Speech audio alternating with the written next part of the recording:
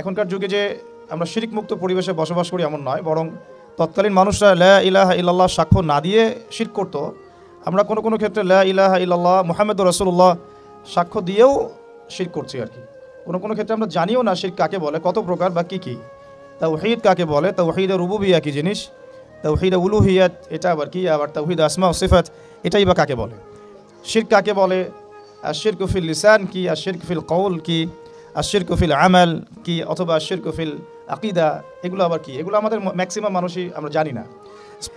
তো এখন শিরকের একটা ছড়াছড়ি আছে। তখনকার শিরকটা ধর্মীয় ক্ষেত্র ছিল, এখনকার শিরকটা মোটামুটি রিলিজিয়াস পার্সপেক্টিভ পার হয়ে ইকোনমিক্সের মধ্যে চলে আসছে, ওয়ার্ল্ড অ্যাফেয়ার্সে আসছে এবং পলিটিক্যাল অ্যাফেয়ার্সের মধ্যেও আসছে, কোনো কোনো ক্ষেত্রে এডুকেশনের মধ্যেও আসছে আর কি।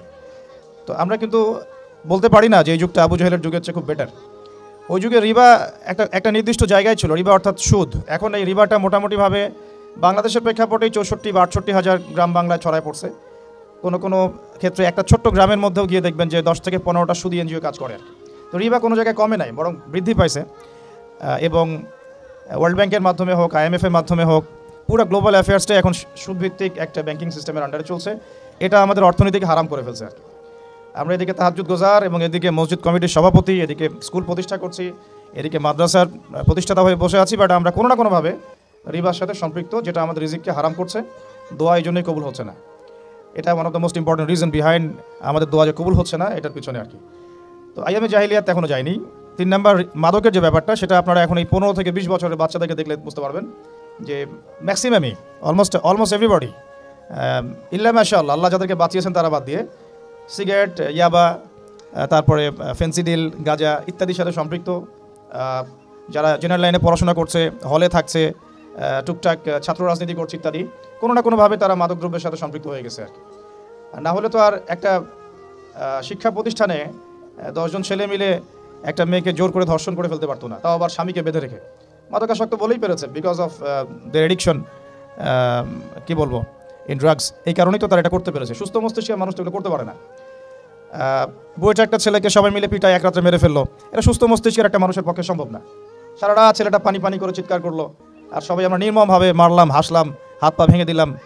মার আমরাও খেয়েছি জীবনে কম বেশি, কিন্তু যে হকি স্টিক বা ক্রিকেটের স্ট্যাম্পের কথা বলা হচ্ছে, এগুলো দিয়ে মারলে যথেষ্ট ব্যথা পেয়েছে সেই ছেলেটা, ওই ব্যথাতেই সে ছেলে মারা গিয়েছে। তো এটাও একটা শিক্ষা প্রতিষ্ঠানেরই ঘটনা আর কি। বাংলাদেশের প্রেক্ষাপটে যাকে আমরা অনেক বড় শিক্ষা প্রতিষ্ঠান মনে করি, তার ইন্টারনাল সিচুয়েশনটা এরকম। তো এরা মাদকদ্রব্যের সাথে সম্পৃক্ত না হলে এটা হতো না আর কি। আর কিছু কিছু ক্ষেত্রে আমরা এখন একটু ফ্র্যাঙ্কলি কথা বলছি, বিকজ দিস ইজ দ্য মানে right time to say some open secrets আর কি। তো এখন otherwise it will be too late আমার কাছে যেটা মনে হয়। তো ওই আইয়ামে জাহিলিয়াতের মাদকটা এখনও যায় নাই, বরং এখন TikTok generation, PUBG generation, free fire generation, হ্যাঁ, তারপরে প্যারালাইজড বুদ্ধি প্রতিবন্ধী কিছু জেনারেশন আসছে, যারা রাস্তাঘাটে এখানে ওখানে মাদকের সাথে সম্পৃক্ত, ছিনতাই করতেছে, রাহাজানি, টিজ করতেছে, মেয়েদেরকে নিয়ে ফুর্তি করতেছে ইত্যাদি। 20 বছরের একটা ছেলে এখন এমন সব পাপ করে ফেলে যেটা আমরা হয়তো 50 বছরের একজন বৃদ্ধের কাছে আশা করতে পারি না। তো এই হচ্ছে সামাজিক প্রেক্ষাপট আর কি। আমরা বাইরে অনেকেই ভালো মানুষ সাজার ভান করে আছি, বাট আমাদের ঘরগুলা, পরিবারগুলো, সমাজ, আমাদের রাষ্ট্র আল্লাহ পাকের গজব পাওয়ার একটা উপযুক্ত জায়গায় চলে আসছে আর কি। এখন পর্যন্ত যে গজবটা আসে নাই, আমার মনে হয় এটা আল্লাহ পাকের সবচেয়ে বড় ব্লেসিংসের মধ্যে একটা। তো লম্বা হয়ে যাবে, ওইদিকে যাচ্ছি না। তো আমরা শিরকের সমস্যাটা এখনও দেখি, মাদকেরটাও দেখি, রিবারটা আরও প্রকট আকারে দেখি। মেয়েদের অবমাননার ব্যাপারটা আমি আর বলতে চাচ্ছি না, এটা আপনারা খুব ভালোই জানেন, এটা নিয়ে আমি টাচ করতে চাচ্ছি না। এটা কোন জায়গায় চলে আসছে যে এখন নারী অধিকার, নারী আন্দোলন, এগুলো বলতে বলতে আমরা এখন ট্রান্সজেন্ডার যুগে চলে আসি আর কি।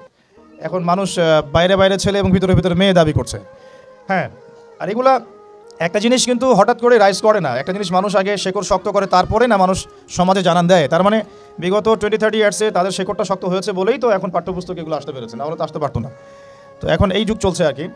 তো জিনা, ব্যভিচার, পর্নোগ্রাফি এবং সমকামিতার এই যুগে আমরা এখন ট্রান্সজেন্ডারকে প্রমোট করছি। আর মেয়েদের অবমাননার কথা আমার বলার আর মানে বাকি নাই, যেটা আপনারা আমাদের চেয়ে খুব ভালোই জানেন, শিক্ষিত সমাজ, আপনারা ফেস করেন এগুলো। আর একটা বিষয় যেটা টাচ করেছিলাম যে গোত্রীয় হানাহানি, যেটা এখনকার পলিটিক্যাল হানাহানি বলেন, ধর্মতাত্ত্বিক হানাহানি বলেন, এগুলো তো রূপ নিয়েছে আর কি, সামাজিক দ্বন্দ্বের রূপ নিয়েছে। তো আইয়ামে জাহিলিয়াতের আবু জাহেলের যুগটা আমার কাছে মনে হয় যে এই যুগের চেয়ে কিছুটা হলো বেটার ছিল। অ্যাটলিস্ট ওই সময়ের এই সমস্যাগুলোর গ্লোবালাইজেশন ছিল না, এখন এই সমস্যাগুলোর পুরো গ্লোবালাইজেশন হয়েছে। একটা কিছু পড়লে, পর্নোগ্রাফি যদি লঞ্চ করা হয় এক মাসের মধ্যে সারা দুনিয়াব্যাপী এটা ছড়ায় যায়।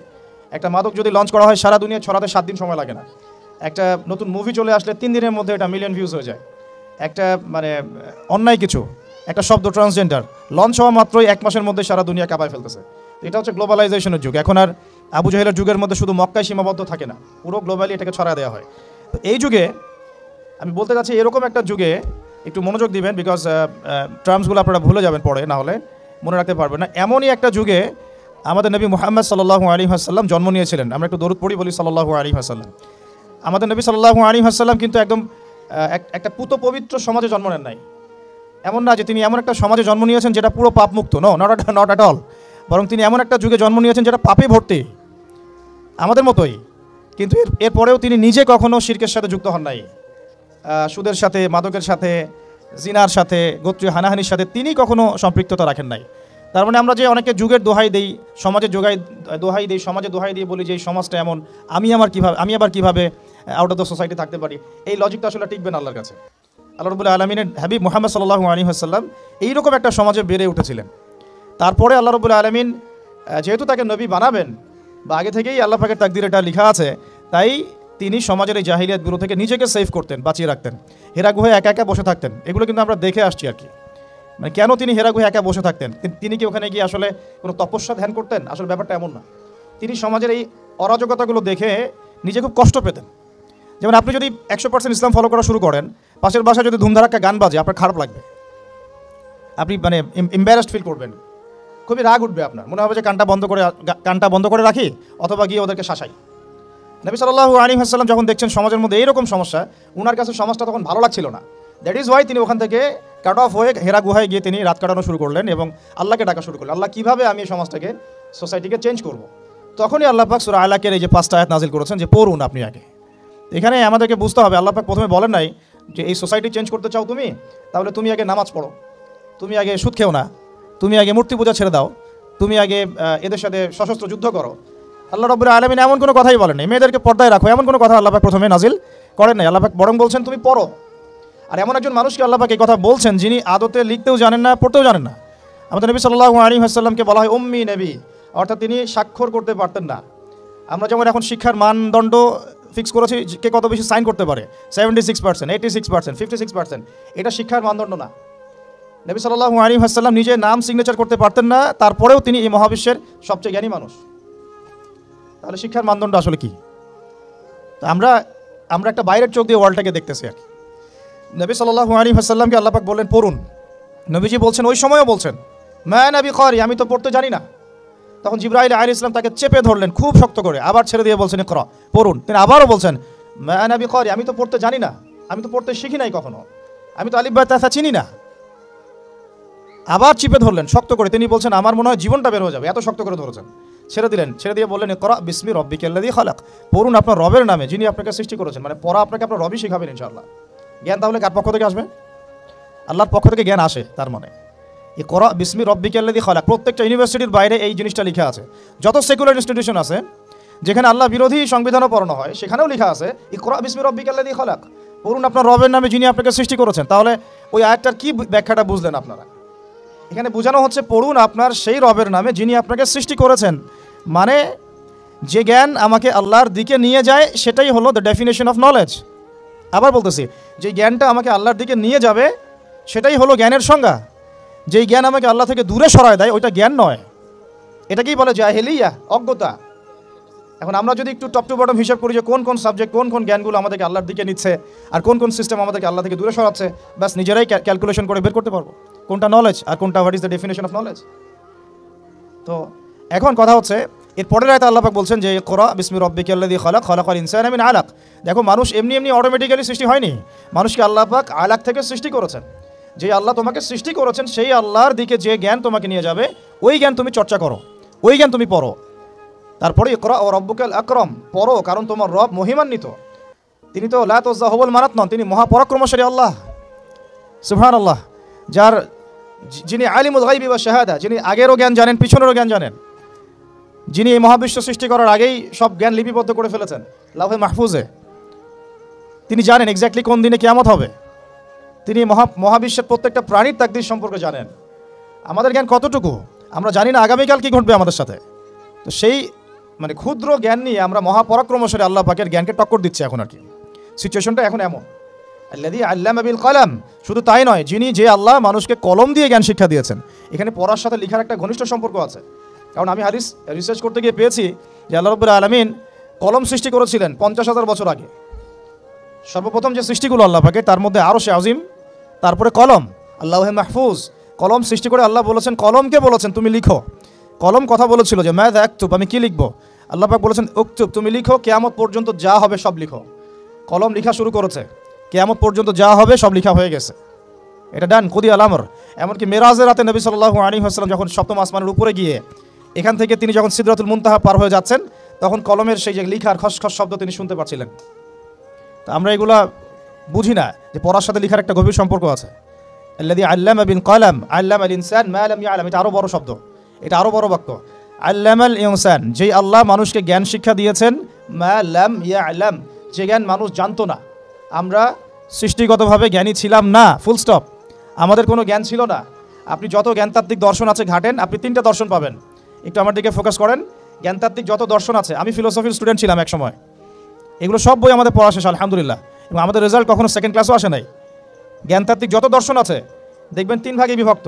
পৃথিবীর বড় বড় যত দার্শনিক আছে, অমুসলিম দার্শনিক আর কি, পশ্চিমা, চাইনিজ, রাশিয়ান ইত্যাদি ইত্যাদি, তাদের দর্শন হচ্ছে জ্ঞান আসছে বুদ্ধি থেকে, তাদের ধারণা জ্ঞান আসছে বুদ্ধি থেকে।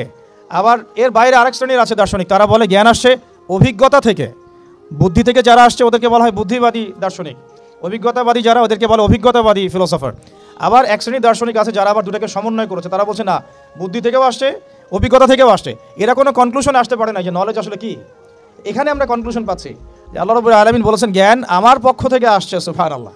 জ্ঞান না বুদ্ধি থেকে আসছে, আর জ্ঞান না অভিজ্ঞতা থেকে আসছে, আর না সমন্বয় কোনো মতবাদ থেকে আসছে। বরং আল্লাহ বলছেন আল্লামাল ইনসান মা লাম ইয়ালাম, আমি আল্লাহ মানুষকে সেই জ্ঞান শিক্ষা দিয়েছি যে জ্ঞান মানুষ আদৌ জানতো না, সুবহানাল্লাহ। এই দলিল কোথায় আছে? সূরা বাকারা খোলেন, প্রথম দিকে পাবেন আপনি। আল্লাহ পাক বলছেন যে ওয়াল্লামা আদামাল আসমাআ কুল্লাহা, পড়লেই দেখতে পারবেন। আল্লাহ পাক ফেরেশতাদেরকে ডাকলেন, ডেকে বললেন যে আমি আদমকে সৃষ্টি করতে চাই, খলিফা সৃষ্টি করতে চাই, তোমাদের কি মত? ফেরেশতারা বললেন যে আতাজআলু ফিহা মা ইউফসিদু ফিহা, আপনি কি এমন কাউকে সৃষ্টি করতে চান যে পৃথিবী থেকে ফিতনা ফাসাদ সৃষ্টি করবে, ও রক্তপাত ঘটাবে, ও ইয়াসফিকুদ দিমা? আল্লাহ বলছেন ইন্নী আ'লামু মা লা তা'লামুন, আমি যা জানি তোমরা তা জানো না। আমি এই ডিটেলস গল্পটা বা ঘটনা বলতে চাচ্ছি না, সময় আমার হাতে নাই এত। আমি বলতে চাচ্ছি আল্লাহ পাক আদম আলাইহিস সালামকে সৃষ্টি করে সর্বপ্রথম তাকে জ্ঞান শিক্ষা দিয়েছেন। শুধু জ্ঞান না, আল্লাহ বলছেন ওয়াল্লামাল আদামা আসমাআ কুল্লাহা। জানলে আপনি বুঝতে পারবেন যে আল্লাহ পাক বলছেন যে আমি আদমকে এই মহাবিশ্বের সব জ্ঞান শিক্ষা দিয়েছি। আমাদের পিতামাতা গাছের ছাল বাকল পরে থাকতো না। আমাদের পিতামাতা ওই যে যেগুলো পশ্চিমারা শিখায় আর কি, গুহার মধ্যে গাছের ছাল বাকল পরে থাকতো, হাড় হাড্ডি খাইতো, এরকম ছিল না। বরং প্রথম মানুষ হচ্ছেন একজন নবী, যিনি একজন সবচেয়ে সভ্য মানুষ, যাকে আল্লাহ নিজে সব জ্ঞান শিক্ষা দিয়েছেন। পৃথিবীতে কিভাবে চলতে হবে আল্লাহ শিখিয়েছেন, কিভাবে শিকার করতে হবে, কিভাবে চাষবাস করতে হবে, কিভাবে কাপড় পরতে হয়। আল্লাহ পাক কাপড় নাজিল করেছেন আসমান থেকে প্রথম দিকে, তারপরে বুনন শিক্ষা দিয়েছেন, শিক্ষা, তারপরে বাণিজ্য, কৃষি ইত্যাদি, রাজনীতি, সব কিছু আল্লাহ শিক্ষা দিয়েছেন আদম আলাইহিস সালামকে। এই জন্যই তিনি ছিলেন আল্লাহ পাকের খলিফা। খলিফা মানে পৃথিবীতে যে আল্লাহর হুকুম বাস্তবায়ন করে, যে পৃথিবীতে আল্লাহর হুকুম বাস্তবায়ন করে সে আল্লাহর খলিফা। যে পৃথিবীতে আল্লাহর হুকুম বাস্তবায়ন করে না, সে এই দুনিয়াতে শয়তানের খলিফা, ফুল স্টপ। তো আদম আলাইহিস সালাম আল্লাহ পাক তাকে নিজ নিজ জ্ঞানী করেছেন, তার পক্ষ থেকে জ্ঞান শিক্ষা দিয়েছেন। এরপরেই ফেরেশতাদেরকে দিয়ে সিজদা করিয়েছেন। আমাদের চোখের কারণে না, কানের কারণে না, বডির শেপের কারণে না, ফিজিক্যাল শক্তির কারণে না। কারণ আমাদের এই দুনিয়ার যত মানুষ আছে, এই যে 500 কোটি 700 কোটি আমরা বলি, একজন ফেরেশতার একটা পাখার বাড়ি দিয়ে সবগুলোকে শেষ করে দেওয়া যাবে। আমার কথা কি বুঝতে পারছেন? আল্লাহ পাকের এত শক্তিশালী মালায়েকা আছে, এত শক্তিশালীও আছে, যারা এই পৃথিবীর একটা অঞ্চলকে শুধু পাখা দিয়ে উঠিয়েছিলেন। জর্ডানের এই জর্ডান জায়গাটার, ডেড সি, মৃত সাগর, এই জায়গাটার ওইখানে থাকতো সাদুম নামে এক গোত্র, যারা ছিল সমকামী, মানে হোমোসেক্সুয়াল, এখনকার শরীফ শরীফার মতো আর কি। তো আল্লাহ পাক তাদেরকে এইভাবে ফেরেশতার ডানায় উঠিয়ে উপর থেকে পাথর নিক্ষেপ করে থ্যাতলা করে উল্টা দিকে দাফন করেছেন একজন ফেরেশতার পাখা দিয়ে, জিবরাইল আলাইহিস সালাম। তো তাহলে ফেরেশতাদেরকে আল্লাহ পাক যে বললেন আদমকে সিজদা করো, এটা কিসের মানদণ্ডে? ফিজিক্যাল স্ট্রেংথের, নাকি স্ট্রাকচারের, নাকি অন্য কিছু? অবশ্যই এটা জ্ঞানের মানদণ্ডের। কারণ ফেরেশতারা সেই নাম বলতে পারেন নাই যেটা আদম আলাইহিস সালাম বলে দিয়েছেন। ফেরেশতারা সেই নাম বলতে পারেন নাই যেগুলো আদম আলাইহিস সালাম বলে দিয়েছেন, কারণ আল্লাহ পাক তাদেরকে ওটা শিখান নাই, আমাদেরকে শিখিয়েছেন। তাহলে দেখুন আমরা সম্মানিত হয়েছে জ্ঞানের মানদণ্ডে। আর এই জ্ঞান এসেছে কার পক্ষ থেকে বলেন? আল্লাহর পক্ষ থেকে। তাহলে আমরা এখন জ্ঞানের উৎসও জানলাম, সংজ্ঞাও জানলাম। জ্ঞান কি? জ্ঞান মানে সেটাই যা আল্লাহর পক্ষ থেকে আসে, যা আমার ইহকালীন কল্যাণ করবে, পরকালে মুক্তি দিবে। শুধু ইহকালীন কল্যাণ যদি করে তাহলে এটাকে আমরা বলি বস্তুবাদিতা, মেটেরিয়ালিজম। আপনারা অনেকে শিক্ষিত মানুষ এখানে, সবাই জানেন, এগুলো বোঝেন। এটাকে বলি বস্তুবাদিতা বা মেটেরিয়ালিজম, যেটা আমার দুনিয়ার কল্যাণে কাজে দিবে। ফর এক্সাম্পল টেকনোলজি, আমার সায়েন্স, আমার মেডিকেল সায়েন্স, আমার ইঞ্জিনিয়ারিং, এগুলো জ্ঞান, অবশ্যই জ্ঞান, উপকারী জ্ঞান, বাট এটা আমার পরকালে কোনো কাজ নাই। দুনিয়ার জন্য যদি এটা উপকারী হয়, কোরআন সুন্নাহর সাথে সাংঘর্ষিক না হয়, ইটস ওকে, আমরা এটা নিতে পারবো এই পর্যন্ত। কিন্তু যদি আবার সাংঘর্ষিক হয়ে যায়, ফুল স্টপ, তখন আবার নেওয়া যাবে না। তো এটাও জ্ঞানের একটা অংশ, এটাও জ্ঞানের একটা পার্ট। আর আরেকটা পার্ট হচ্ছে যেটা আমাকে হেয়ার আফটার, পরকালে আমাকে মুক্তি দিবে। এটা কিন্তু বস্তুবাদী জ্ঞান আমাকে দিতে পারবে না। এটা কোন জ্ঞান দিবে? আল্লাহর ওহী ভিত্তিক কোরআন এবং সুন্নাহর জ্ঞান। তাহলে জ্ঞানের ডেফিনেশন জানলাম, জ্ঞান কাকে বলে সেটাও জানলাম, কার পক্ষ থেকে আসছে সেটাও জানলাম। এখন শোনেন যে এই জ্ঞানটা প্রত্যেক নবী আম্বিয়া কেরাম চর্চা করেছেন, আদম আলাইহিস সালাম থেকে শুরু করে মুহাম্মদ সাল্লাল্লাহু আলাইহি ওয়াসাল্লাম পর্যন্ত। আমরা যে বলি, অনেকেই বলি 1,24,000, কেউ বলে 2,24,000, সংখ্যাটা আল্লাহ ভালো জানেন। যত নবী রসুলকে আল্লাহ পাঠিয়েছেন ওই আসমানি জ্ঞান দিয়েই পাঠিয়েছেন, যেই জ্ঞানকে আমরা বলি ওয়াহি। একসময় ছিল তাওরাত, দেন জাবুর, ইনজিল, কোরআন। এভাবে প্রত্যেক যুগে যুগে আল্লাহ পাক নবী রসুল পাঠিয়েছেন, তাদের কাছে আল্লাহ পাক জ্ঞান পাঠিয়েছেন, ওয়াহি পাঠিয়েছেন, আসমানি কিতাব পাঠিয়েছেন। আল্লাহ বলছেন ওয়ালিকুল্লি কওমিন হাদ, আমি প্রত্যেক কওমের মধ্যেই হেদায়েত দাতা পাঠিয়েছি। তারা মানুষকে জ্ঞান শিক্ষা দিতেন, আত্মশুদ্ধি অর্জন করাতেন, দুনিয়ার জন্য যা কল্যাণ সেটাও শিক্ষা দিতেন, পরকালের জন্য যেটা কল্যাণ সেটাও শিক্ষা দিতেন। এটা ছিল আর কি কমপ্লিট কোড অফ সিলেবাস, আর কি দ্য সিলেবাস অফ এডুকেশন, এরকম ছিল। এখন আবু জেহেলের যুগটার কথা একটু ভুলে গেছেন কিনা একটু মনে করেন তো। ওই যে সমস্যাগুলোর কথা বললাম, ওই যে প্রবলেমসগুলোর কথা বললাম আমরা, আচ্ছা বাচ্চারা ওদের মতো থাক, আমরা আমাদের আলোচনায় যাই। ওই আবু জেহেলের যুগটার কথা আমি যে বললাম আপনাদেরকে, একটু আমি মনে করাই দিই যে ওই যুগটা কি পরিবর্তন হয়েছিল কি হয় নাই বলেন? কতদিন লাগছে সময়? কে বলতে পারবেন? 23 বছর। কতদিন? 23 বছর। আমাদের সবারই নবী সাল্লাল্লাহু আলাইহি ওয়াসাল্লামের জীবনীটা অন্তত একবার পড়া উচিত। 23 বছর সময় লেগেছে তার এই সমাজটা পরিবর্তন করতে। এখন আমি যদি বলি 23 বছর আগের আর পরের মক্কাকে আপনি একটু কম্পেয়ার করেন। 23 বছর আগের মক্কায় যে পাপগুলোর কথা বললাম আমি, জাহিলিয়াতগুলোর কথা বললাম, ঠিক 23 বছর পরের মক্কায় কি এগুলোর কোনো অস্তিত্ব আছে বলেন? 23 বছর পরের মক্কায় কোনো শিরক পাবেন? কোনো মূর্তি পূজা, কোনো নারীর শ্লীলতাহানি, রেপ, ধর্ষণ, জিনা, ব্যভিচার, মাদক, গোত্রীয় হানাহানি বা সুদ, কোনো কিছু ছিল না। তারপরে আমরা এই যুগটাকে সবচেয়ে শ্রেষ্ঠ যুগ বলে স্বীকার করতে এখন চাচ্ছি না, আধুনিকতা দোহাই দিই আর কি, সো কল্ড। দেখুন এই 23 বছরের নবী সাল্লাল্লাহু আলাইহি ওয়াসাল্লাম পানি পড়া খাওয়ায় বেড়ান নাই মানুষকে। তিনি মানুষকে খালি ফু দিয়ে বের হন নাই, তিনি শুধু তাসবিহ দানা নিয়ে সুবহানাল্লাহ সুবহানাল্লাহ আলহামদুলিল্লাহ আলহামদুলিল্লাহ আল্লাহু আকবার এমন করেই তার জিকির করে শেষ করেন নাই। মসজিদের কোনায় তিনি সবসময় বসে থাকেন নাই। 23 বছরে তিনি কিন্তু মানুষের উপর কোনো জাদু বা সেহের করেন নাই। এই 23 বছরে তিনি কিছু কাজ করেছেন, যার ফলশ্রুতিতে এই সমাজটা 23 বছরের মধ্যে টোটালি চেঞ্জ হয়ে গেছে। এবং সেই কাজটা তিনি করেছেন মূলত কোরআন কেন্দ্রিক এবং তার সুন্নাহ কেন্দ্রিক। কী কাজ করেছেন? ফার্স্ট অফ অল তিনি প্রত্যেকটা মানুষের ভিতরের আকীদা পরিবর্তন করেছেন, তাদেরকে কোরআন শিক্ষা দিয়েছেন, তার সুন্নত শিক্ষা দিয়েছেন, আত্মশুদ্ধি শিক্ষা দিয়েছেন, আদব শিক্ষা দিয়েছেন। আত্মশুদ্ধি শিক্ষা দিয়েছেন, আদব শিক্ষা দিয়েছেন। রিজিকের হারাম থেকে মানুষকে বের করেছেন, সামাজিক জাহিলিয়াতগুলোকে দূর করেছেন, সৎ কাজে আদেশও যেমন করেছেন, একই সাথে অ্যাট দ্য সেম টাইম অন্যায় কাজে নিষেধও করেছেন। তিনি মানুষকে আল্লাহর ইবাদতের দিকে ডেকেছেন, একই সাথে তিনি কিন্তু মানুষকে গায়রুল্লাহর ইবাদত থেকেও বাইরে বের করে এনেছেন। তিনি প্রয়োজনে সবর করেছেন, কখনো গালি খেয়েছেন, কখনো মার খেয়েছেন, কখনো দেশ থেকে চলেও গেছেন, কখনো তায়েফে গিয়েছেন, কখনো সাহাবীদেরকে আবিসিনিয়ায় পাঠিয়েছেন, কখনো নিজে আবার মদিনায় হিজরত করেছেন।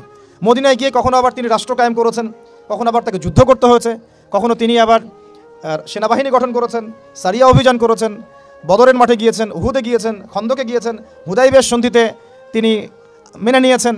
পরে আবার মদিনায় ফেরত গিয়ে খায়বার আক্রমণ করেছেন। পরে আস্তে আস্তে পররাষ্ট্রনীতি অ্যাপ্লাই করে মক্কা বিজয় করে পুরো মক্কায়, জাজিরাতুল আরবে তিনি দিনটা প্রতিষ্ঠা করেছেন। ওই 23 বছর পরের মক্কায় আপনি কিন্তু আর কোনো রকম জাহিলিয়াত দেখছেন না। তাহলে আমরা বলতে পারি পুরো বিষয়টা কিন্তু সম্ভব হয়েছে ওই একটা শব্দ থেকে শুরু হয়েছে, ইকরা মানে পড়ুন। এমন কোনো সাহাবী আপনি দেখাতে পারবেন না যে সাহাবী কোরআন তেলাওয়াত করতে জানতেন না। এমন কোনো সাহাবী আপনি খুঁজে পাবেন না যিনি কোরআনের অর্থ জানতেন না। এমন কোনো মহিলা সাহাবী আপনি পাবেন না যিনি কোরআন জানতেন না, হাদিস জানতেন না, উসুল বুঝতেন না, ফিকহ বুঝতেন না, মাসলা মাসাইল বুঝতেন না, আকীদা ঠিক ছিল না, ইত্যাদি ইত্যাদি। এমন কোনো মানুষ আপনি তখন খুঁজে পাবেন না। এখন হচ্ছে এটা আমাদের সমাজের মৌলিক সমস্যা।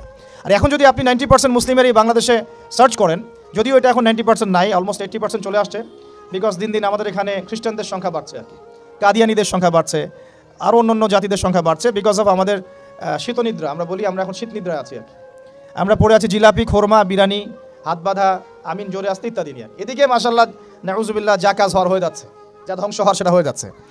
তো এখন কথা হচ্ছে যে এই যে পরিবর্তনটা নবী সাল্লাল্লাহু আলাইহি ওয়াসাল্লাম করলেন, আমরা যদি এখন আমাদের দেশের দিকে তাকাই, ধরে নিলাম 90%ই মুসলিম দেশ, আপনি 90% মুসলিমের মধ্যে 80% দেখবেন নামাজই পড়ে না, 80% মেয়ে দেখবেন পর্দা নাই, 80% ফ্যামিলির মধ্যে প্রপার ইসলাম প্রতিষ্ঠা নাই, 80% মুসলমান আমাদের দেশে বিশুদ্ধ করে কোরআন তেলাওয়াত করতে পারে না, 80% মুসলমান দেখবেন জাকাত ফরজ হয়েছে যাদের, তারা জাকাত দেয় না, রমজান মাসে সওমও অনেকে রাখেন না। আমরা সৎ কাজে আদেশ সবাই করি না, অসৎ কাজে নিষেধের তো প্রশ্নই ওঠে না, সৎ কাজে আদেশও সবাই করি না। আবার আমরা যারা ধর্মতাত্ত্বিক কথা বলছি দাড়ি টুপি নিয়ে, আমাদের মতো ডিভাইডেশনের অভাব নাই, একেবারে হাজারটা ডিভাইডেশন আমরা অলরেডি লিপ্ত হয়ে গেছি আর কি।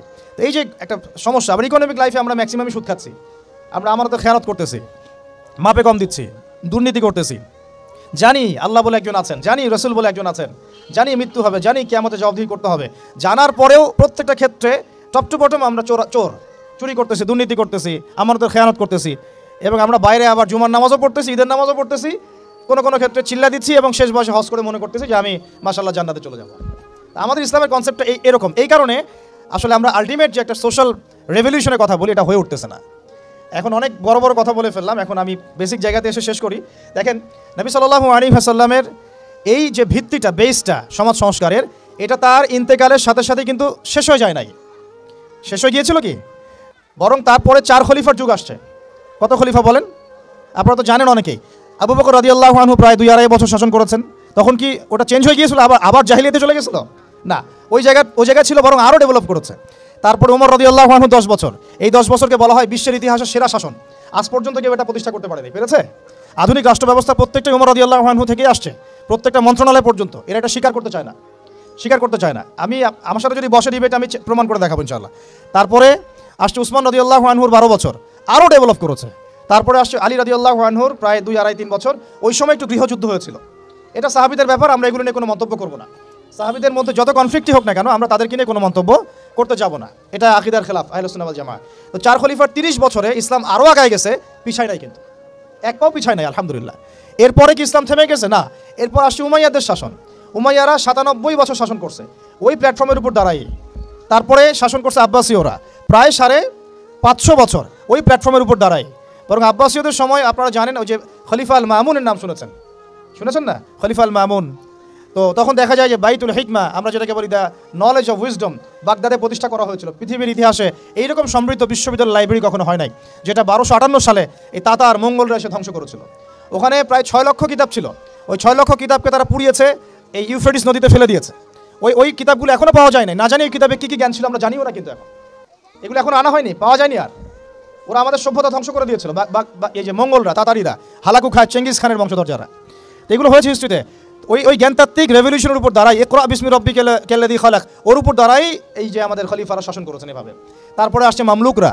মামলুকদের হাতে আবার এই যে আপনার এই যে কি যুদ্ধটার নাম, যেটা ইয়াদের সাথে হয়েছে, এই মঙ্গলদের সাথে, আইন জালুত, এটার নাম হচ্ছে আইন জালুতের যুদ্ধ। এই যুদ্ধে আবার মঙ্গলরা পরাজিত হয়েছে, তখন মঙ্গলদের দাপটটা কমে যায়। তারপরে আবার শাসন করেছে আইয়ুবীরা। আইয়ুবীদের মধ্যে আছে সালাউদ্দিন আইয়ুবীর নাম শুনেছেন, যার হাতে বাইতুল মুকাদ্দাস জয় হয়েছিল। তারপরে শাসন করেছে এদিকে ফাতেমিরা, মোগলরা করেছে। তারপরে ওইদিকে কর্ডোভার দিকে আন্দালুসিয়ায় মুসলিমরা শাসন করেছে, এইদিকে আবার উসমানীয়রা শাসন করেছে। এইভাবে প্রায় 1250 বছর পুরো মুসলমানরা বিশ্বে শাসন করেছে ওই জ্ঞানতাত্ত্বিক বিপ্লবের উপর দাঁড়ায়। তারা জাহিলিয়াতে ফিরে যায় নাই। যখনই মুসলমানরা ইমান দুর্বল হয়ে গেছে, আমল দুর্বল হয়ে গেছে, আপনার তাসকিয়া দুর্বল হয়ে গেছে, হারাম রিজিক খাওয়া শুরু করেছে, দুনিয়াদার হয়ে গেছে, আমাদের চেতনা শেকড় ভুলে গেছে, হ্যাঁ, আমাদের মানে ইকোনমি নষ্ট হয়ে গেছে, পলিটিক্যাল অ্যাফেয়ার্সে গন্ডগোল চলে আসছে, তখন থেকে আস্তে আস্তে আমরা আবার এই ডমিনেটেড হয়ে গেছে। একে লাস্ট আমি হিসাব করেছি প্রায় 220 বছরে এই ফরাসি বিপ্লবের পর থেকে আমাদের অধঃপতনের সময়টা শুরু হয়েছে। কারণ কি? অনেক কারণ। এই অনেক কারণের মধ্যে অন্যতম একটা কারণ হচ্ছে শিক্ষা ধ্বংস। আজকে যেহেতু আমরা এডুকেশন নিয়ে কথা বলছি, অন্য টপিকগুলো আমার টাচ করা দরকার নাই। অনেক কারণ। এই আমাদের যে লাস্ট 220 বছরে এই অধঃপতন, যে এখন আমাদেরকে নামাজের মাসালা শেখাতে হয়, ওজুর মাসালা শেখাতে হয়, আমাদের ছেলে মেয়েদেরকে ওমর, খালিদ, হামজার নাম শোনাতে হয়, চিনাতে হয়, হ্যাঁ, ইতিহাস জানাতে হয়, ফিকের মাসালা শেখাতে হয়। কোরআন তেলাওয়াত করতে পারে না 80% মানুষ, ওজু মাসালা, গোসলের মাসালা, ফরজ ওয়াজিব সুন্নাত মুস্তাহাব জানে না, 80% জেনারেল লাইনে পড়ে, তারা নামাজের মাসালা বুঝতেছে না। মানে এখন যে একটা পুরো ম্যাসাকার অবস্থা, এটা লাস্ট 220 বছর এমনি হয় নাই।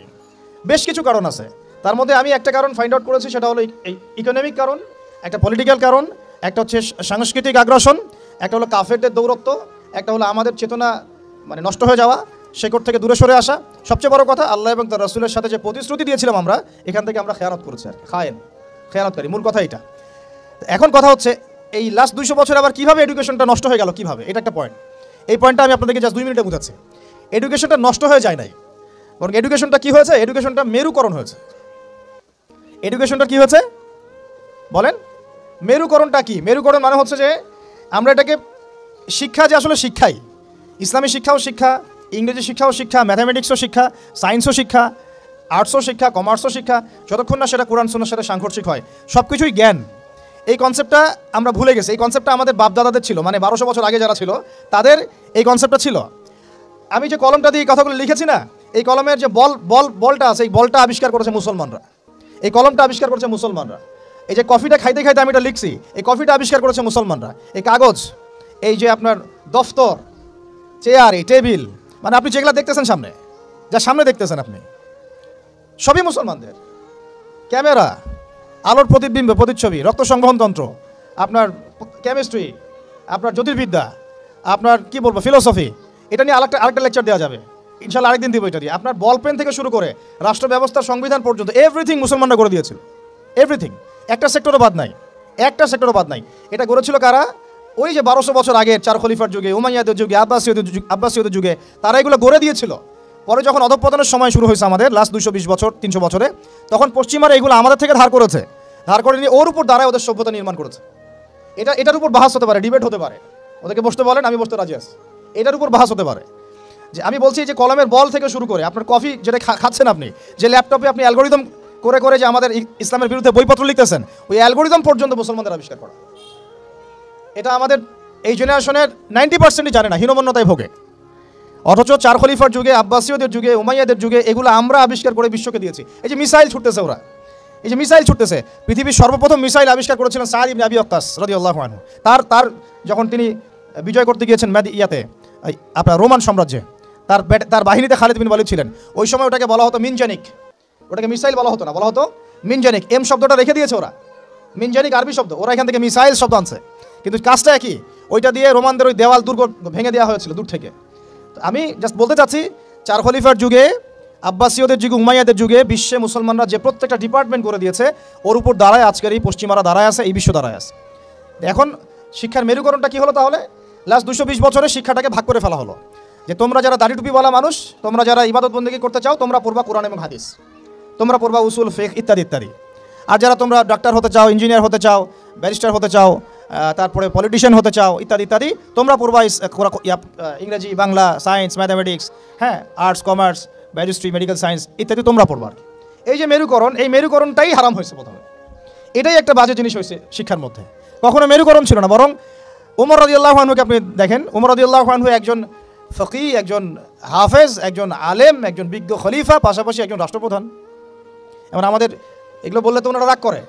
আমি তো খোলামেলা ওনাদের সাথে কথা বলি এখন, যে আপনাদের মধ্যে একজন ব্যক্তিকে জুমার খুতবা দিতে পাঠান দেখি, মিম্বরে 360 জন এমপি একজনকে পাঠান যিনি জুমার খুতবা দিতে পারেন। দাঁড়ায় বলবে ইন্নাল হামদুলিল্লাহ নাহমাদুহু ওয়া নাস্তাঈনুহু মান ইয়াহদিহিল্লাহু ফালা মুদিল্লা লাহু ওয়া মান ইউদ্লিল ফালা হাদিয়া। আরবি দিয়ে জাস্ট 5টা মিনিট আপনি খুতবা দিবেন, জুমার খুতবা, এজ এ রাষ্ট্রপ্রধান। দেখেন পারে নাকি? 1200 বছর যিনি খলিফা তিনি খুতবা দিয়েছেন, তিনি ছিলেন ফকিহ, তিনি ছিলেন আলেম, তিনি ছিলেন বিজ্ঞ পণ্ডিত, তিনি হাফেজ। এই 1250 বছরে যিনি ফিলোসফার, তিনি এদিকে আবার মুহাদ্দিস, যিনি মেডিকেল সায়েন্সের দক্ষ, তিনি আবার এদিকে হাফেজ, সেখানে কারি, সেখানে আলেম। এই শিক্ষার বিভক্তিটা আমাদের মধ্যে ছিল না। সেকুলার কনসেপ্টগুলো যখন আসছে এই লাস্ট 200-300 বছরে, তখন থেকে আস্তে আস্তে শিক্ষাটাকে এইভাবে ভাগ করে আমরা একাকার করে ফেললাম। এখন একজন মসজিদের ইমাম সাহেবকে আপনি যদি জিজ্ঞাসা করেন যে সিরিয়ার রাজধানীর নাম কি, বলতে পারবে না অনেকেই। অর্থনীতির এটা কি, বিটকয়েন কি জিনিস, ও বলবে এটা আবার কি জিনিস। ক্রিপ্টোকারেন্সি কি, বলবে এটার নাম তো জীবনে শুনি নাই, অথচ এটা ইকোনমিক্সের একটা বেসিক জিনিস। ইনফ্লেশন কি দেখবেন অনেকেই বলতে পারতেছে না, কিন্তু সে দাওরাদিস পাস করেছে, ইফতা দিয়েছে, তাখাসুস করেছে। তাহলে শিক্ষাটাকে আমরা এভাবে ভাগ করে ফেললাম। এদিকে আবার যারা জেনারেল লাইন আমরা পড়েছি, ধরেন জিজ্ঞাসা করেন যে ফরজ গোসল কেমন করে করতে হয়, সবাই ফরজ গোসল করি, কিন্তু আমরা যারা ম্যাচিউরড এবং ম্যারিড, অনেকেই মাসআলা ভুল আছে, অনেকেই পর্দা করে, পর্দার ফরজগুলো বলতে পারবে না। নামাজ, সবাই নামাজ পড়ে, নামাজের আরকান আহকামগুলো বলতে পারতেছে না। আমাদের এই যে ইয়াং জেনারেশন যারা স্কুলে, কলেজ, ইউনিভার্সিটিতে পড়েন, আপনি সবাইকে ধরে ওযুর খালি 4টা ফরজ জিজ্ঞাসা করেন, ওযুর 4 ফরজ কি বলো দেখি, দেখবেন বলতে পারতেছে না। এই যে অবস্থাটা, এটা কি আপনাদের কাছে মনে হয় এমনি হঠাৎ করে হয়েছে, নো, এটা বিগত 100-200 বছরের ওদের মেহনতের ফসল। আর আপনারা কি চাচ্ছেন এটা একদিনে একটা স্কুল দিয়ে চেঞ্জ করতে? মোটেই পসিবল না, আর মোটেই পসিবল না। আর যদি মনে করেন একজন ভাই, একটা সরকার, একটা প্রশাসন, একটা ইসলামিক দল তার উপর দায়িত্ব চাপাই দিলে আমরা দায়মুক্ত হব, কোনোদিনও সম্ভব না। আমাদেরকে এরকম আরও এরকম 30-40 বছরের একটা মিশন নিয়ে নামতে হবে। 30 বছর একটা মিশন নিয়ে নামতে হবে। 30 ইয়ার্সে আমরা কোন জেনারেশন দেখতে চাই। এই আমার মেয়েটার বয়স যখন, এখন বয়স ওর 5 বছর 6 বছর, ওর বয়স যখন 20 বছর হবে, তখন আমি ওকে কোন জায়গায় দেখতে চাই, এবং এই 15 বছর আমি কিভাবে পড়ালে ওকে আমি ওই জায়গায় নিতে পারবো, এই ফিকিরটা আমাদেরকে করতে হবে। এখন কাজ মোটামুটি করা হয়ে গেছে, খালি দরকার সমন্বয়। সমন্বয় আবু তোহা আদনান ভাই করবে না, সমন্বয় মিজানুর রহমান আজহারি ভাই করবে না, সমন্বয় বাংলাদেশের শিক্ষামন্ত্রীর দিকে তাকায় থেকে লাভ নাই, সমন্বয় অমুক হুজুর তমুক দল তারা করবে না। সমন্বয়ের দায়িত্ব আপনার সবার, আপনাদের সবার। কারণ সন্তান তো আপনার, আপনার ফিকির কি, আপনার চিন্তা কি?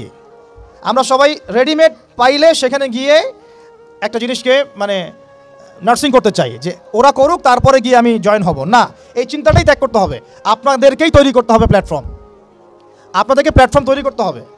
আমি খোলামেলা কথা বলতেছি, আপনাদেরকে জায়গা দিতে হবে রংপুরে। যদি রংপুরে চান যে এরকম কোনো স্কুল না, এটা তো স্কুল একটা বিগিনিং, প্লে থেকে 5 পর্যন্ত।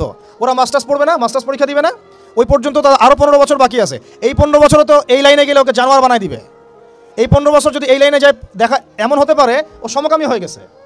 ও কয়দিন পরে এসে একটা ছেলেকে বিয়ে করে এসে বলবে যে ও তো মনে মনে মেয়ে তাই বিয়ে করছি, তখন আপনি মুখ দেখাবেন কীভাবে? এমন তো হইতেই পারে, অস্বাভাবিক কিচ্ছু না, এগুলো হচ্ছে তো এখন। তো এখন আমি খোলামেলা কথা বলতেছি যে এই দায়িত্বটা আমার বা আমাদের একার নয়। ভুল ধরা যাবে অনেক, আমাদের সীমাবদ্ধতার শেষ নাই, ভুলের কোনো শেষ নাই, স্বীকার করতেছি। এরা চেষ্টা করতেছে, কিন্তু আমি জানি চেষ্টাটা মানে প্রয়োজনের তুলনায় নিতান্তই কম। আমাদেরকে সবাই মিলে চেষ্টা করতে হবে। আগে দরকার জায়গা। যদি আপনার জায়গা থাকে বা আপনাদের যদি জায়গা থাকে, আগে আপনারা জায়গা দেন রংপুর শহরে। কারণ আমরা চাই না যে কোনো জায়গায় কারো বাসায় ভাড়া নিয়ে আমাকে প্রতিষ্ঠান করতে হয়, এটা আমি চাই না। এটা আমরা কেন করবো এটা? আমরা যদি আমাদের বাচ্চাদের ফিউচারের জন্য উদ্বিগ্ন থাকি, তাহলে আপনারও তো উদ্বিগ্ন হওয়া উচিত। আপনার যদি 100% জমি থাকে, 10% দিয়ে দেন, 20% দিয়ে দেন, 50% ওয়াকফ করে দেন। এটা আপনার কেয়ামতের জন্য, কেয়ামতের মাঠ পর্যন্ত জারিয়া হয়ে থাকবে ইনশাআল্লাহ। এটা তো আমার দায়িত্ব না, এটা আপনারও দায়িত্ব। আপনার যদি ব্যালেন্স থাকে, আপনি এখানে কন্ট্রিবিউট করেন, বিল্ডিং নির্মাণ আপনি করেন। আমার কাছে বলেন ভাই আপনি কি দিতে পারবেন, আমি আপনাকে পুরো সিলেবাস করে দিতে পারবো ইনশাআল্লাহ। এখন প্লে থেকে নিয়ে মাস্টার্স পর্যন্ত। আমি কিন্তু এমনি কথাগুলো বলি নাই। আমাকে যদি গভর্নমেন্ট এখনও ডাকে, কল করে উপরের লেভেল থেকে, আমি বলছি 5 বছর সময় নেব, খালি জাস্ট 5 বছর সময় নিব ইনশাআল্লাহ। আমাকে 100 জনের প্যানেল দিয়ে দেন, পুরো শিক্ষা সিস্টেম চেঞ্জ করে দেওয়া যাবে ইনশাআল্লাহ। আল্লাহ পাক আমাদেরকে বুদ্ধি প্রতিবন্ধী হিসেবে তৈরি করেন নাই। যারা আছে এদের মাথায় কি আছে, এরা কি পাস করে আসছে, এটা আমরা খুব ভালো করে জানি, আমরা খুব ভালো করে জানি। কিন্তু আমরা অন্যকে আন্ডারএস্টিমেট করতে চাচ্ছি না। আমাদের নিজেদের উপর কনফিডেন্স আছে আমাদের, এটাকে চেঞ্জ করা খুবই সম্ভব, ভেরি মাচ পসিবল। এই ক্লাস 5 পর্যন্ত বাচ্চাদেরকে যদি আমরা এভাবে গড়ে তুলতে পারি, আস্তে আস্তে পর্যায়ক্রমে 8, 9, 10 এভাবে গিয়ে আমরা ইনশাআল্লাহ মাস্টার্স পর্যন্ত যেতে পারবো ইনশাআল্লাহ। আর যদি দেখা যায় না এই সিস্টেমে পারছি না, তাহলে কোনো সমস্যা নেই, আমরা এটার নাম মাদ্রাসা দিয়ে দিব, কোনো সমস্যা নাই।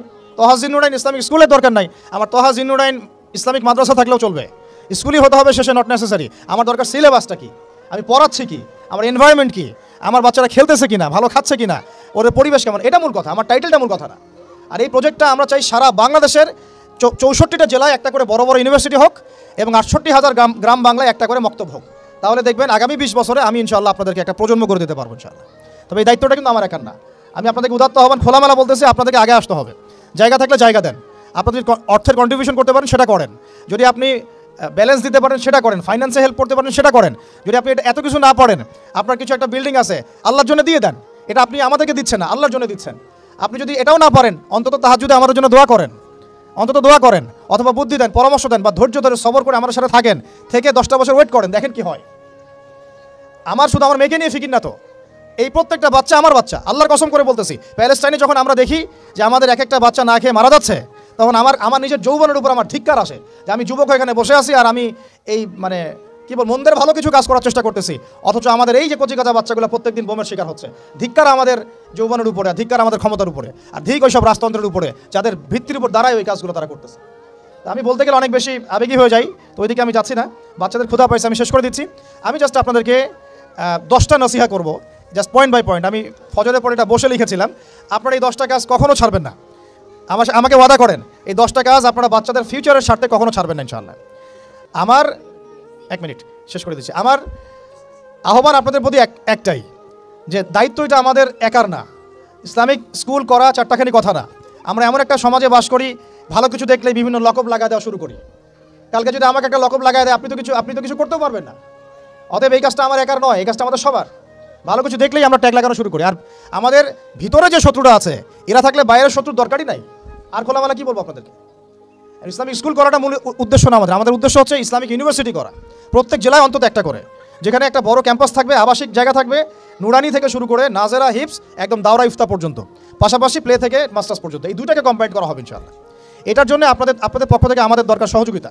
আমি এভাবে কিন্তু কখনো এভাবে সহযোগিতা কখনো অনলাইনেও চাই না, অফলাইনে বলিনি কখনো। যতটুকু পারছি আমরা নিজেদের মতো করে করছি, বাট এটা আমার একার পক্ষে আর পসিবল না, আমাদের পক্ষে মোটেই পসিবল না। আমাদের বড় জায়গা দরকার, মাঠ দরকার, এরা খেলবে, আবাসিক জায়গা দরকার, তারপরে এদের ধরেন যে ভালো ভালো টিচার আনবো, আমাকে ভালো স্যালারি দেওয়া লাগবে। আমি যদি ট্রেনার আনতে চাই আমাকে আরও ভালো স্যালারি দিতে হবে। আমার দরকার উন্নত পরিবেশ, হাইলি রেকমেন্ডেড একটা ক্যাম্পাস। আমার দরকার স্থায়ী ক্যাম্পাস, যেটা আমাদের স্থায়ী তোহা জিন্নুরাইন অ্যারাবিক মাদ্রাসা নামে ওয়াকফ করা, যেখানে অন্য কারো হস্তক্ষেপ থাকবে না। যে আমাদেরকে বাড়ির মালিক বললেই 2 দিন পর বলতে পারবে না কালকে ছেড়ে দেন বাড়ি, পরশু দিন ছেড়ে দেন বাড়ি, মানে মগের মূল্য একটা প্রতিষ্ঠান মুহূর্তের মধ্যে তো ছেড়ে দেওয়া যায় না। একটা স্বপ্ন নিয়ে আমরা দাঁড়াইছি এখানে। তো এগুলো যারা বুঝে না তাদের সাথে তো আমাদের কথা বলে লাভ নেই। যারা বুঝেন তাদের প্রতি আমার উদাত্ত আহ্বান, আপনারা আপনাদের জায়গা থেকে আগায় আসেন ইনশাআল্লাহ। এটা আমাদের জন্য না, আপনি আপনার সন্তানের জন্য, এই সমাজের জন্য, এই জাতিকে ভালো কিছু দেওয়ার জন্য একটা প্রজন্ম বিনির্মাণের স্বার্থে আপনারা আমাদের সাথে থাকবেন ইনশাআল্লাহ।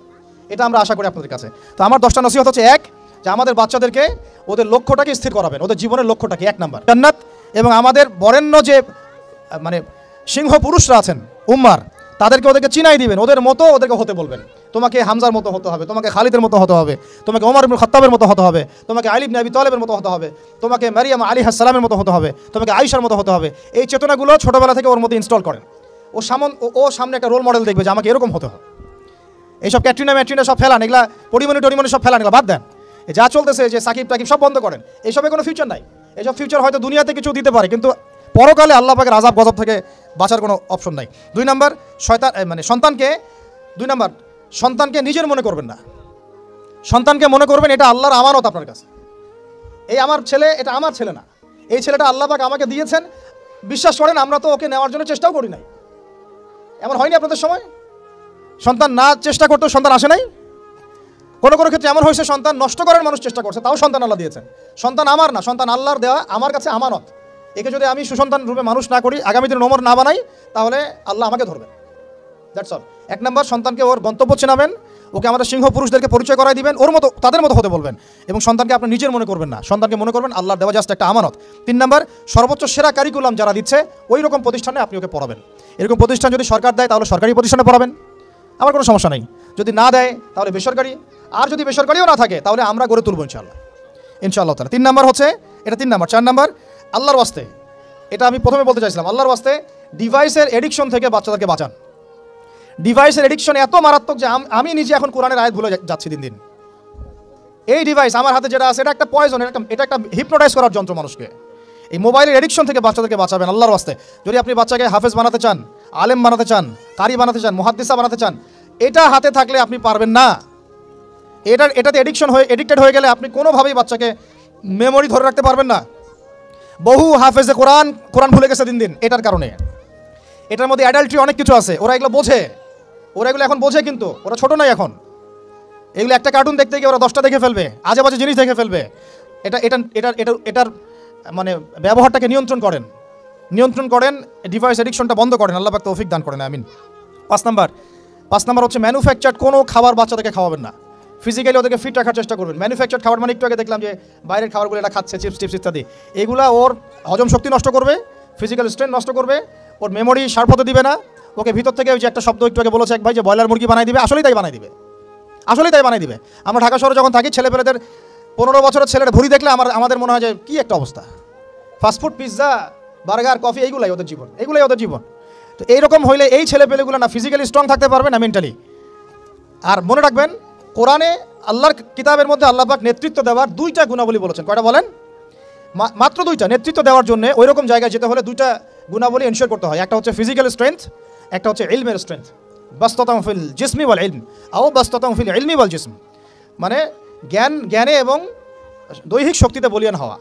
ছোটোবেলা থেকে খাবারে যদি আপনারা সচেতন না হন, এই বাচ্চারা বড় হয়ে দেখবেন যে 15, 20, 30 বছরেই ভেঙে পড়ে গেছে। আমরা এটা চাই না। বিশুদ্ধ খাবার এবং ম্যানুফ্যাকচার্ড খাবার ত্যাগ করা, বাইরের খাবার বন্ধ, এবং যে রুট লেভেল থেকে ভালো খাবার এনে ওদেরকে খাওয়াবেন।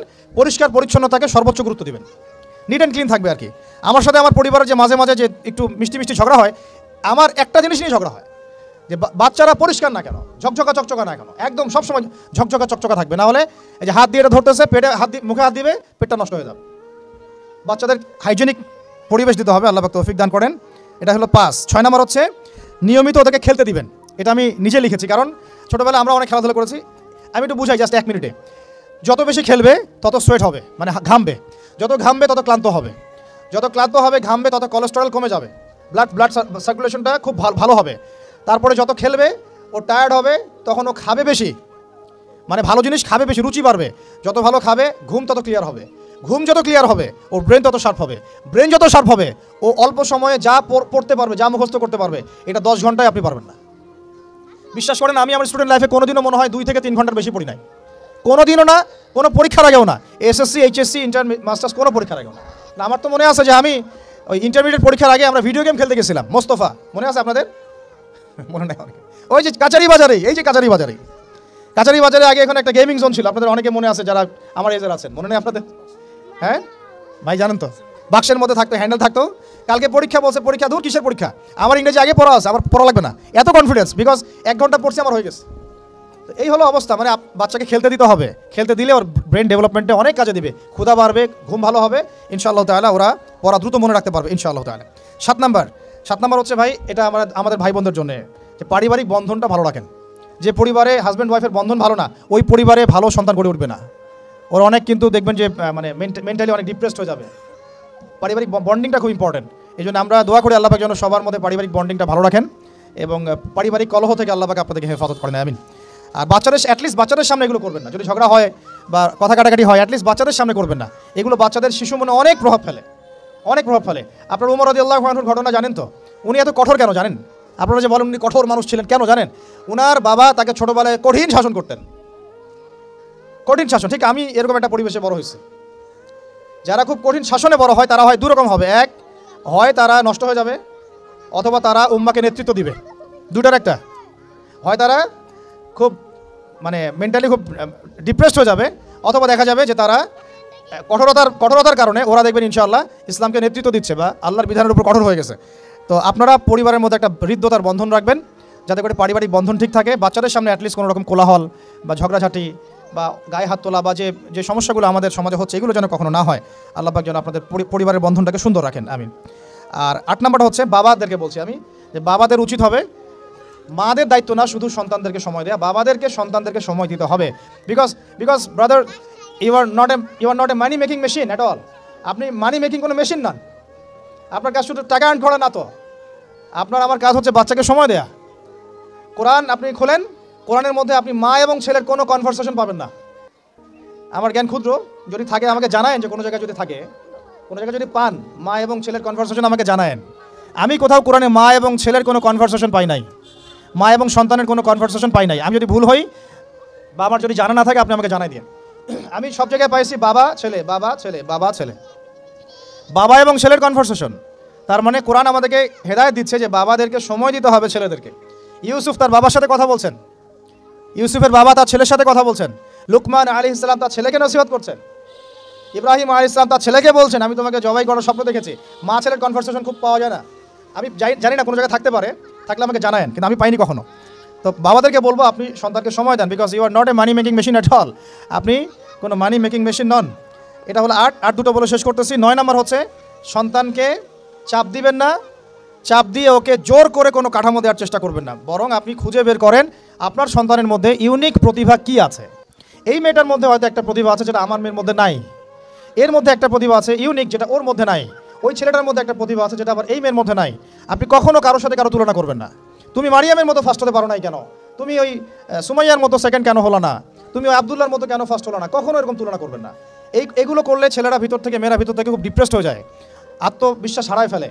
ওরা মানে মনে করে হয়তো আমার দ্বারা কিছু হবে না, বরং আপনি আরও উৎসাহিত করবেন, কোনো সমস্যা নেই বাবা, কোনো সমস্যা নেই আম্মু, এবার পারো না পরে এবার হবে ইনশাআল্লাহ। বরং তাদেরকে সময় দিবেন এবং খুঁজে বের করবেন যে কোন প্রতিভা আপনার মেয়ের মধ্যে, আপনার ছেলের মধ্যে আছে। কেউ দেখবেন খুব ভালো লিখতে পারে, কেউ ভালো আবৃত্তি করতে পারে, কেউ ভালো নেতৃত্ব দিতে পারে, কেউ ভালো দেখবেন যে মাশাআল্লাহ মুখস্থ করতে পারে। প্রতিভা বিচক্ষণতার সাথে ফাইন্ড আউট করতে হবে। এটা আমার কাজ বাবা হিসেবে, আপনার কাজ মা হিসেবে। আল্লাহ পাক আমাদেরকে এটা করার তৌফিক দান করেন, আমি জোর করে চাপায় দেওয়া যাবে না। আর একটা নসিহত শেষ, সেটা হলো আমরা তো 5 ওয়াক্ত নামাজ পড়বই, বাচ্চাদেরকে তো ইসলামিক পরিবেশ দিবই। আমাদের তাহাজ্জুদের ওয়াক্তে 2 রাকাত নামাজ পড়াটাকে আপনার উপর ফরজ করে নেন। তাহাজ্জুদের ওয়াক্তে অন্তত 2 রাকাত নামাজ পড়াকে আপনার আমার উপর ফরজ করে নেন, যদি ওটা ফরজ না, ফরজ করে নেন। কারণ ওই সময় দোয়া যেগুলো করা হয় আল্লাহর কাছে একদম সরাসরি কবুল হয়। আপনাদেরকে আমি একজন মনীষীর কথা খালি বলবো, ইমাম বুখারী রাহিমাহুল্লাহ, নাম শুনেছেন আপনারা? তার কিতাব কিয়ামত পর্যন্ত ইনশাআল্লাহ পড়ানো হবে, ওইটা না পড়ে কেউ আলেম হয় না, তাই না বিষয়টা? তিনি যে একসময় অন্ধ ছিলেন আপনারা কি জানেন? তিনি যে একসময় চোখে দেখতে পারতেন না, আপনারা কয়জন জানেন?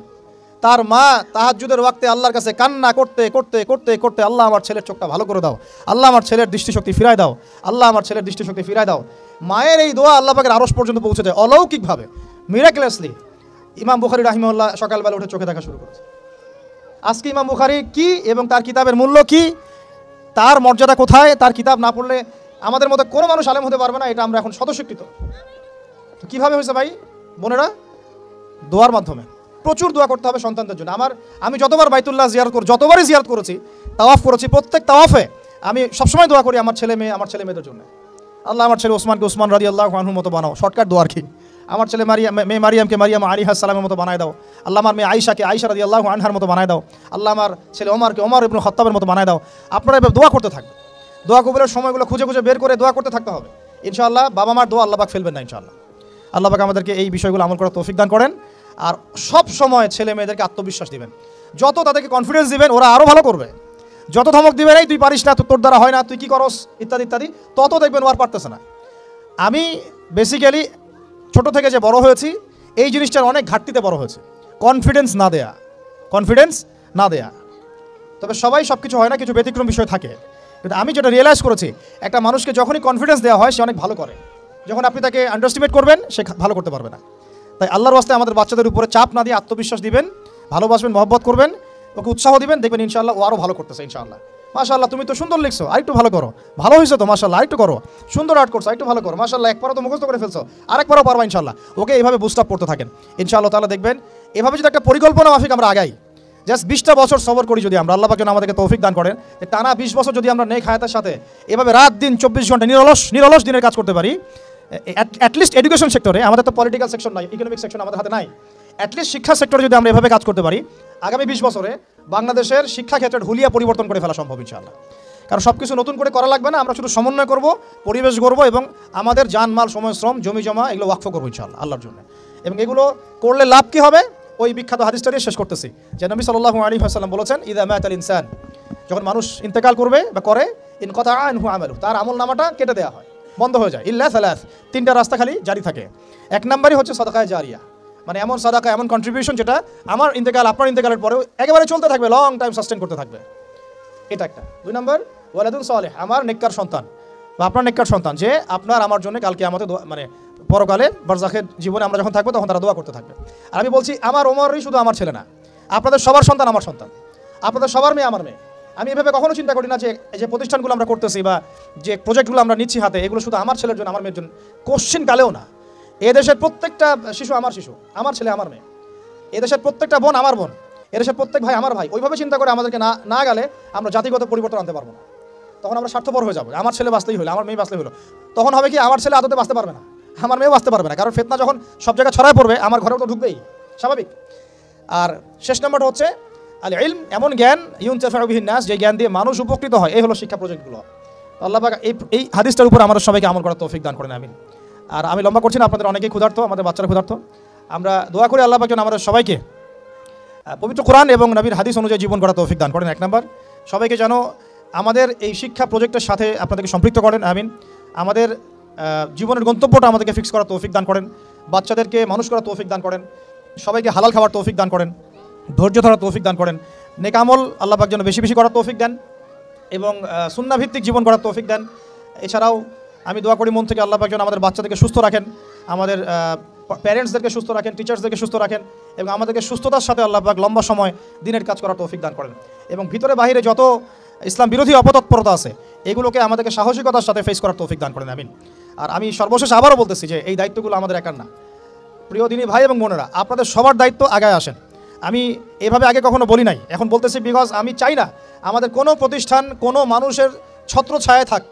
প্রত্যেকটা প্রতিষ্ঠান, প্রত্যেকটা মার্কাস, প্রত্যেকটা ক্যাম্পাস শুধু হবে আল্লাহর জন্যে, আল্লাহর জমিতে আল্লাহর বিল্ডিং, এটা কিয়ামত পর্যন্ত এভাবে থাকবে ইনশাআল্লাহ। এটা আমার কোনো ব্যক্তি মালিকানায় না। আল্লাহর জন্য ওয়াকফ করার আমাদের জায়গা দরকার, কনস্ট্রাকশন দরকার, ফাইন্যান্স দরকার। ইনশাআল্লাহ তাআলা আল্লাহ পাক আমাদেরকে যে নিয়ামতগুলো দিয়েছেন, এইগুলো যদি আমরা সবার সামনে মানে সুষ্ঠুভাবে উপস্থাপন করতে পারি, আমি আশা করি সারা দেশ বিদেশের অনেক মানুষ আগে আসবে ইনশাআল্লাহ তাআলা। আল্লাহ পাক আমাদেরকে প্রত্যেকটা বিভাগীয় শহরে এরকম প্লে থেকে নিয়ে মাস্টার্স পর্যন্ত, দ্যাট মিনস নুরানি থেকে নিয়ে ইফতা পর্যন্ত এইরকম একটা ক্লাসিক্যাল প্রতিষ্ঠানগুলো, মার্কাজগুলো গড়ে তোলা তৌফিক দান করেন, আমিন। আসসালামু আলাইকুম। ভিডিওটা যদি ভালো লাগে তাহলে ভিডিওতে একটা লাইক, কমেন্ট, শেয়ার এবং নতুন দর্শক হয়ে থাকলে অবশ্যই চ্যানেলটা সাবস্ক্রাইব করবেন। ধন্যবাদ।